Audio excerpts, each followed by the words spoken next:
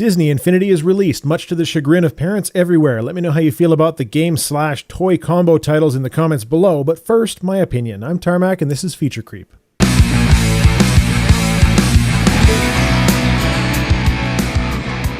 So, I have a problem. I boycott video game companies that offend me personally from an industry ethics standpoint. I boycotted Sega during and still do for the Shining Force issue where they destroyed YouTube channels for no reason and no legal justification behind it.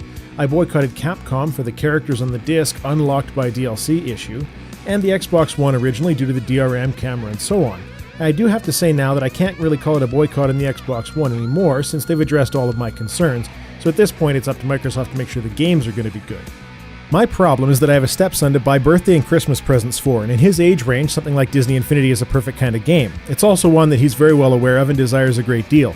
So I have to decide whether my boycott needs to apply to a person that I have to look after. I have to decide whether my business ethics affect him. Ultimately, I have to decide whether I'm going to punish him for the decisions that Disney has made in the creation of this game. Here's the backstory so that you have some context. Disney Infinity is a clone of the Activision title Skylanders. The basics include the game itself and a physical platform upon which you place toy figures. These toy figures have a chip in them that identifies the toy as a character in the game. So basically you put your tune you want to play on the base and the character appears in the video game. The game is sold as a starter pack with the base and a couple of figures, with extra figures sold separately of course, including things like new areas, new characters, and so on. The volume of accessories is also quite high, including bags, totes, books, stuffies, blah blah blah.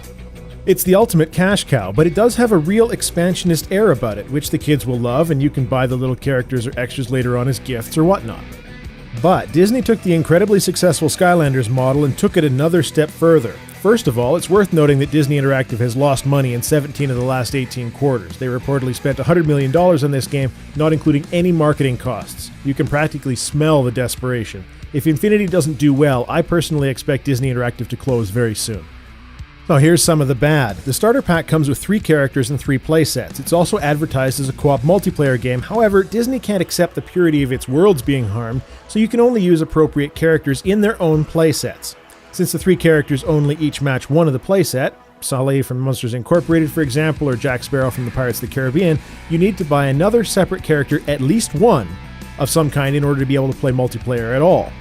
It's also known that all playsets and characters are already on the disc. This was made public in an interview a while back and frankly is exactly the same issue that made me boycott Capcom. The figures you buy don't provide any new content, they only unlock what's already there. Cut content for sale later garbage.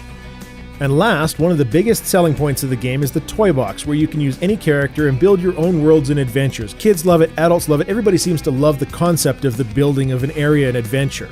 This, however, has the vast majority of available blocks, items, vehicles, and so on locked behind playwalls and paywalls, which of course are unlocked much faster with multiplayer co-op.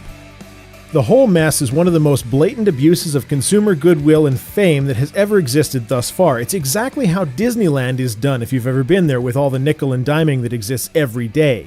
And frankly, it pisses me off. However, unfortunately, I've come to the conclusion that in this case, I can't justify punishing my kid over it.